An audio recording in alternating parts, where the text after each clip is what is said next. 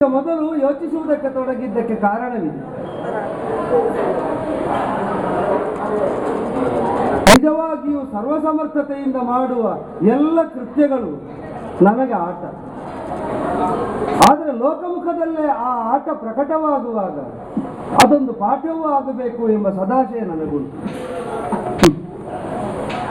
ಲೋಕಕ್ಕೆ ಮಾಡುವ ಪಾಠವನ್ನು ಆಟವಾಗಿಸುವ, ನಾನಾಡುವ ಆಟವನ್ನು ಪಾಠವಾಗಿಸುವ ಸಾಧ್ಯತೆ ಇರುವುದರಿಂದಲೇ ಯಾವುದು ಸಮುಚಿತವಾದಂತಹ ನಿರ್ಣಯವಾಗುತ್ತದೆ ಈ ಕುರಿತಾಗಿಯೇ ಯೋಚಿಸುವುದಕ್ಕೆ ತೊಡಗಿ.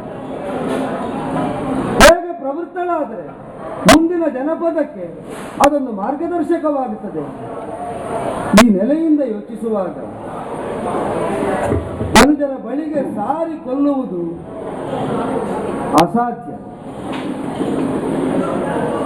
ಸಾಧ್ಯಾಸಾಧ್ಯತೆಗಳೇ ಇಲ್ಲದಂತಹ ಸರ್ವಸಮರ್ಥತೆಯನ್ನು ಹೊಂದಿದಂತಹ ನನಗೆ ಅದು ಅಸಾಧ್ಯ ಅಂತಂದ್ರೆ ಯಾಕೆ? ಒಂದೇ ಕಾರಣ, ನನ್ನ ಮಕ್ಕಳಿಗೆ ನಾನು ಪ್ರಿಯಳಾದ್ದರಿಂದ, ನನಗವರು ಪ್ರಿಯರಾದ್ದರಿಂದ ಅದು ಅಸಾಧ್ಯ. ಧನುಜರ ಬಳಿಗೆ ಹೋಗಿ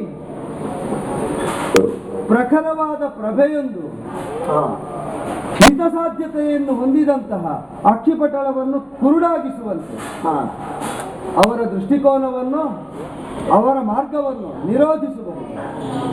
ಆದರೆ ಅದು ನನಗೆ ಬೇಕಾಗಿಲ್ಲ. ಯಾಕೆ ಅಂತಂದರೆ ಕೊಟ್ಟವನು ನನ್ನ ಮಗನಾದಂತಹ ಬ್ರಹ್ಮ ವರವರು. ಅವನು ನನಗೆ ಮಾನ್ಯತೆಯನ್ನು ನೀಡಿಯೇ ವರದ ಮಾನ್ಯತೆಯನ್ನು ಶುಂಭನಿಗೋ ಶುಂಭನ ಅನುಚರರಿಗೋ ಅನುಗ್ರಹಿಸಿ, ನನ್ನವರು ಕೊಟ್ಟ ಮಾತು ಸುಳ್ಳಾಗಿಸ್ತೇನೆ ನಾನು ಅಂತಾದರೆ ಮತ್ತೆ ನನ್ನ ಅಸ್ತಿತ್ವಕ್ಕೆ ಮಹತ್ವ ಉಳಿಯುವುದಿಲ್ಲ, ಅರ್ಥವಂತಿಕೆ ಪುಷ್ಟೀಕರಿಸಲ್ಪಡುವುದಿಲ್ಲ. ಆ ಕಾರಣದಿಂದಲೇ ಅವರು ಕೊಟ್ಟ ಮಾತನ್ನು ನನ್ನ ಮಾತೆಂದೇ ಅಂಗೀಕರಿಸಿ ಅದನ್ನು ಉಳಿಸ್ತಾ ಮುನ್ನಡೆಯಬೇಕು. ದೇವತೆಗಳಿಗೆ ಬೇಕಾದದ್ದನ್ನು ಸಾಧಿಸಿಕೊಡಬೇಕು. ಈ ನೆಲೆಯಿಂದ ಯೋಚಿಸುವಾಗ ಸರಿ, ಮಾಯಾ ಸ್ವರೂಪಿಣಿ ಅಂತ ನನ್ನನ್ನು ಬಲ್ಲವರೆಲ್ಲರೂ ಅಂಗೀಕರಿಸಿದರು. ಆ ಸ್ವರೂಪದ ಸಾಧ್ಯತೆಯನ್ನೇ ಲೋಕಮುಖದಲ್ಲಿ ಪ್ರಕಟಗೊಳಿಸ್ತಾ ಸಾಗುವುದು ಈ ಕಾಲಕ್ಕೆ ಉಚಿತ ಅಂತ ನನ್ನಲ್ಲಿ ಹೊರ ಇರುವುದೇನು? ಶರೀರಕೋಶದಿಂದ ಸಮುತ್ಪನ್ನಳಾದಂತಹ ಅಯೋನಿಜೆಯೊಬ್ಬಳಿಂದ ಮರಣ. ಅದು ಈ ಚಿಂತನೆಯಲ್ಲಿರುವಾಗಲೇ ಧವಳಗಿರಿಯನ್ನು ಇಳಿದು ಬರ್ತಾ ಇರುವಂತಹ ಶಿವಸತಿ ಕಾಣ್ತಾ ಇದ್ದಾಳೆ.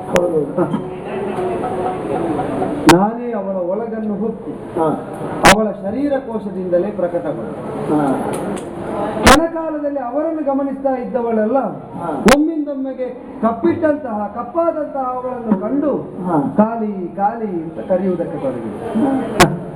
ಗಮನಿಸಿದರೆ ಅರ್ಥ ಆಗುತ್ತದೆ. ಆ ಶರೀರಕೋಶದಿಂದಲೇ ಲೀಲೆಗಾಗಿ ಹೊರಬಂದ ನಾನು ಅದ ರೀತಿಯಿಂದಲೇ ಕೌಶಿಕಾಭಿಧಾನವನ್ನು ಪಡೆದಿದ್ದೇನೆ, ಕೌಶಿಕೆಯಾಗಿದ್ದೇನೆ, ಸುಂದರಾಕೃತಿಯಿಂದಲೇ ಪ್ರಕಟಗೊಂಡಿದ್ದೇನೆ.